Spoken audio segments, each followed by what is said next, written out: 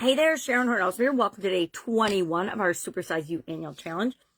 Today we are taking Supersize, or all this week for 9 days, and fitting it to the 9 life framework area that I've shared for years now, that I use to structure my entire life. And I teach other people how to do that as well, because it is such a powerful way to create the life we actually want, not the life that we just think we're destined to live or stuck with, right? If you feel stuck in any way, shape, or form, this is the framework for you. So today we're talking about super, and the E in super, you can't see this yet, but I'm excited about creating it. It's going to be another great graphic like this written backwards.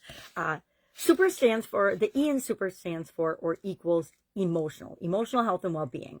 We're going to spend a whole month on emotional health and well-being, which I think is probably one of the most valuable months we spend, since we are indeed first and foremost emotional beings. We try to think that we're not. We try to pretend we're not. I am the queen of objective, rational, find the evidence thinking.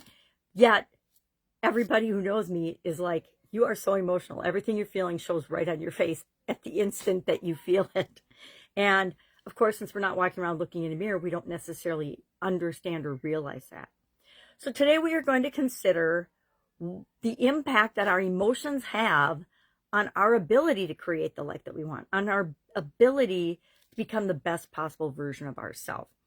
I'm in a I guess it's a spirituality group. It's in the spirituality category on the school platform. And we're doing all of the deep work, and it's not super deep, but it's super deep for this kind of work, for what I'm used to. In terms of understanding how we think, what we believe, what we feel, and how that impacts the results we want and the results we want to have. And this one is a group that was originally about manifestation and the law of attraction, and now it's about manifesting money specifically. Now, I'm not even going to go into it. It's an incredible community. I am so delighted and grateful to be a part of it. But one of the things we did and are doing, we spent 2 weeks on this activity, and I'm sharing mine because I'm still not done, and I have this many pages written about it. And what we're doing is we are looking at anywhere we might be holding resentments or any negative energy or any negative emotions, because emotions, just like everything else, are energy, right? Everything is energy. And the emotions that we've felt in the past and are currently feeling over and over again are impacting the results we're getting right now. We want to get awesome results, right? So we need to work through a lot of past resentments, jealousies, all kinds of emotions that we might feel. So the woman that leads this created this process where we look at each of the different emotions, and then we think about them with respect to a specific situation or other person or thing. And then we ask ourselves a couple of questions. We say, and I'm going to use scared because that's the first one, and that's one of the lowest vibrating emotions. I feel scared that blank.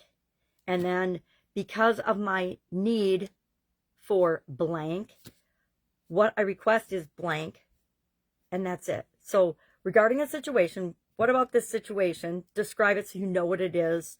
So for example, I said, dear younger Sharon, because I know that at this point in my life, the only one holding me back is me. The only one I blame is me.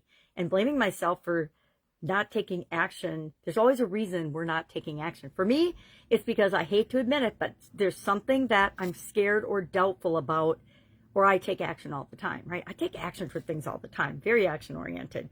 But the things that I resist are the things actually that I need to do the most. And so it's a great exercise for figuring out and finding the things that we can let go of, because they just don't apply to us anymore. They're just from the past, and we hold on to them in our subconscious, and that blocks us from getting and creating what we want. So huge topic. We will talk about it more when we're on our monthly focus of emotional health and well-being, but I just wanted to put that out there. So today, our action item is to simply notice the emotions we feel the most often, and understand or notice and ask yourself, is this emotion supporting what it is that I want? Or is this emote to be the best possible version of myself, the supersized version of me?